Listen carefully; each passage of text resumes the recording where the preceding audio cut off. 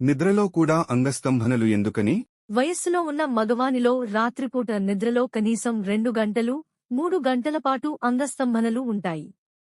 ఒకసారి కలిగిన అంగస్తంభన 20 నిమిషాలు నుంచి అరగంట దాకా ఉంటుంది.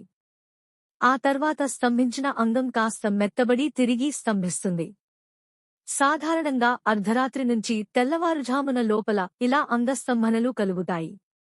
కొందరికి అర్ధరాత్రి మెలకువ రావడం, దాంతో ఆ సమయంలో సెక్స్లో పాల్గొనడం కూడా ఉంటుంది.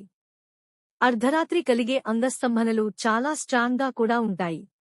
ఆ సమయంలో టెస్టోస్టిరోన్ హార్మోను అధికంగా ఉత్పత్తి కావడం, మనస్సు ప్రశాంతంగా ఉండటం, అలసట లేకపోవడం వీటికి ముఖ్య కారణం. తెల్లవారుజామున లేచే అలవాటు ఉన్నవాళ్లు రాత్రిపూట సెక్స్లో పాల్గొనకపోయినా తెల్లవారుజామున సెక్స్లో పాల్గొనడం చక్కని అనుభూతిని, ఆనందాన్ని కలిగిస్తుంది. ఏందో నేను ఇంత కష్టపడి వీడియోస్ చేస్తానా, నా కొడుకు ఫాలో చేయడంలే. ఏం చేద్దాం, ఊరినే వీడియోలు ఆపేసి ఏదైనా బేల్దార పని చేసుకుందామా ఎట్లా?